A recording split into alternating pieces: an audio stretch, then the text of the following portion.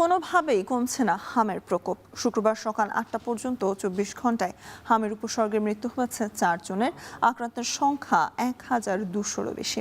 এই বিষয়ে আরও জানাতে ডিএনসিসি হাসপাতাল থেকে যুক্ত হচ্ছেন সহকর্মী হাসান আল মাহমুদ। হাসান, হামের প্রকোপ কমছে না কেন, আর আক্রান্তের সংখ্যা তো বেড়েই চলছে, এই সব কিছু নিয়ে কি বলছে হাসপাতাল কর্তৃপক্ষ?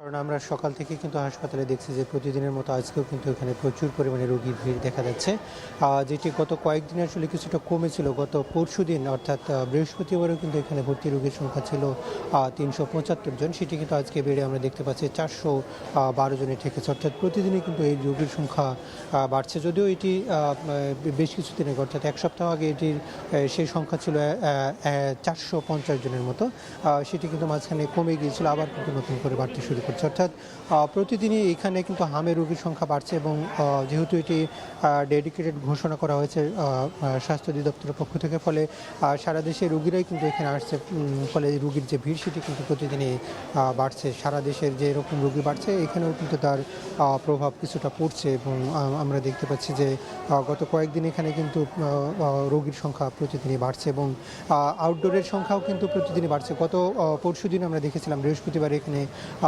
যে বহির্বিভাগ সেখানে কিন্তু ২০০ জন রোগী চিকিৎসা নিয়েছিল। আজকে সকাল থেকে কিন্তু আমরা দেখতে পাচ্ছি সেটি প্রায় ১০০ জনের বেশি ছাড়িয়ে গিয়েছে এখানকার হাসপাতাল কর্তৃপক্ষ বলছে। এখনও সারাদিন কিন্তু রয়েছে, ফলে প্রতিদিনই যে রোগীর সংখ্যা সেটি কিন্তু তুলনামূলক এখানে বাড়ছে এবং একই সাথে আমরা দেখতে পাচ্ছি সারা দেশের হাসপাতালগুলোতেও কিন্তু রোগীর সংখ্যা বাড়ছে। গতকালকে স্বাস্থ্য অধিদপ্তরের যে সংবাদ বিজ্ঞপ্তি সেখানে কিন্তু জানানো হয়েছিল অন্তত ১২০০ রোগী কিন্তু নতুন করে আক্রান্ত হয়েছে এবং অন্তত ৪ জনের মৃত্যু হয়েছে এখানে। এবং আজকে এই হাসপাতালে যে ডিএনসিসি ডেডিকেটেড হাসপাতাল সেখান থেকেও কিন্তু আমরা সকালে একজন শিশুর মৃত্যু হয়েছে বলে আমরা এখন পর্যন্ত জানতে পেরেছি, যদিও হাসপাতাল কর্তৃপক্ষ সেটি এখন পর্যন্ত নিশ্চিত করেনি। সেই সংখ্যা কিন্তু আসলে যতই রোগীর সংখ্যা বাড়বে সেখানে কিন্তু একটা অংশ অন্তত মৃত্যুর দিকে ধাবিত হবে, সেটি কিন্তু চিকিৎসকরা বলে থাকেন। তবে এর এখন সবচেয়ে বড় প্রিভেনশনের কথা বলছি যে এখন যে গণটিকা কার্যক্রম চলছে সেটি যদি ১২ তারিখ পর্যন্ত চলে এবং সেখানে যদি